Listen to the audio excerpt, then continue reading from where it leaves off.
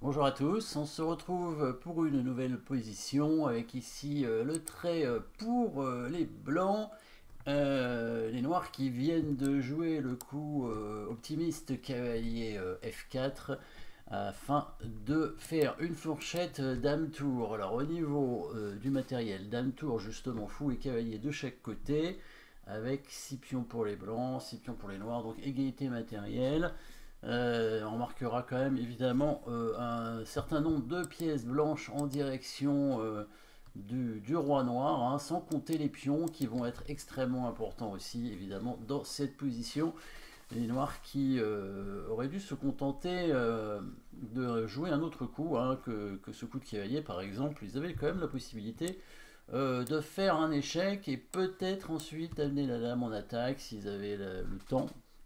Mais bon, en tout cas, il a joué le coup cavalier F4 attaquant la dame et la tour, et du coup les blancs vont en profiter très rapidement pour faire une attaque décisive, faisant évidemment des coups forcés. Et bien entendu, les coups forcés, il n'y en a pas tellement hein, dans cette position. Si on regarde les échecs, évidemment, les menaces de mat, il y en a probablement, mais menaces de mat ne sont pas forcément très intéressantes, étant donné que la tour sera prise sur échec, évidemment. Donc déjà, si on menace mat, ça veut dire qu'on va donner cette tour, probablement, hein, parce qu'on a la dame en prise.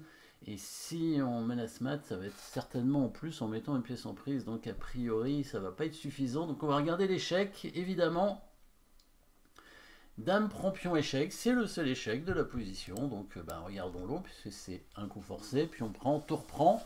Évidemment, hein, sinon ça sert à rien. Le roi n'a qu'une case, il va venir en G7, attaquant la tour. La tour va devoir bouger, hein, sinon elle est prise, ça fait.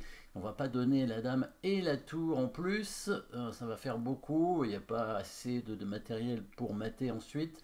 Donc la tour va donner l'échec ici en H7 protégé par le cavalier, bien entendu. Le roi qui n'a qu'une case, puisqu'on voit bien le fou hein, sur cette diagonale ici qui contrôle la case en G6, hein, la case du roi, le cavalier contrôle la case en G8, donc il reste qu'une seule case, c'est la case en F8, la tour peut continuer à faire échec. Donc déjà, on s'aperçoit d'une chose intéressante, c'est que même si on ne voit pas la suite, déjà on peut se dire dame prend pion, pion prend tour, prend roi G7, tour H7, échec.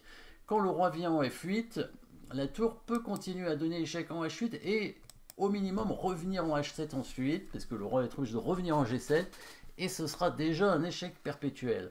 Donc on peut dire déjà, j'ai la nulle si je prends ce pion en H6, hein, si on arrive à bien calculer. Après, si on calcule encore mieux, évidemment, on va plus loin. Et donc, quand la tour vient en H8 et que le roi revient en G7, eh bien, on va chercher un autre échec qui va être beaucoup plus intéressant que revenir avec la tour simplement. Bien sûr, on parle de l'échec en G8, toujours protégé par le cavalier, qui oblige bien sûr le roi à venir en H6. Et là, on va terminer la combinaison par évidemment le dernier coup d'échec. C'est bien le pion qui avance ici en G5. Hein, et c'est un mat avec le tour, le cavalier, le pion, et puis le fou aussi qui est là quand même pour aider. Il était utile hein, pour empêcher le roi de venir en G6. Regardons cette combinaison qui, encore une fois, on n'est pas obligé de l'avoir en entier, mais c'est quand même mieux parce que, évidemment, faire nul c'est bien, mais gagner c'est mieux. Hein. Peut-être que les blancs, ils avaient envie quand même surtout voyant la partie, hein, ils avaient quand même une belle attaque, ils avaient plutôt envie de gagner plus que de faire nul. Mais bon, évidemment, parfois on n'a pas le choix, et comme on avait quand même la dame et la tour attaquées hein, dans cette position, bah, peut-être que la partie nulle c'était une bonne façon de jouer, mais ici on va faire mieux évidemment. Donc là, bien sûr, si on répète les coups avec tour H7, bah, il va revenir en F8 et on peut faire nul hein, en répétant 3 fois la même position.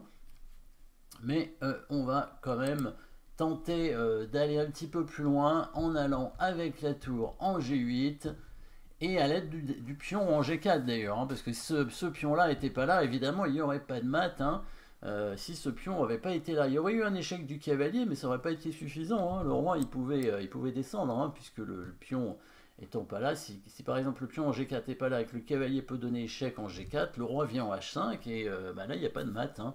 Il n'y a pas de mat du tout, donc du coup, ce pion vraiment très important, comme le pion en E5 aussi, puisque le pion E5 permet de défendre le cavalier, hein, donc dans la variante ici, si le cavalier n'est pas protégé, ben, le roi peut le prendre évidemment, donc les deux pions sont très importants, en plus des 3 pièces blanches hein, qui sont là en attaque, hein, les pions ici jouent des rôles très très importants, donc vraiment faire attention au placement des pions aussi, hein.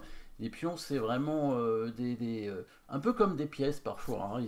On peut les utiliser en attaque, en défense sur une pièce qui est déjà bien avancée comme le cavalier, ou bien en attaque comme ce pion-là hein, qui vient donner mat à la fin. Donc joli petit mat final avec destruction de la chaîne de pions ici, hein, pour ouvrir évidemment le jeu sur le roi, et puis on finit avec les dernières pièces blanches. Merci d'avoir suivi cette position, n'oubliez pas de vous abonner, et à très bientôt.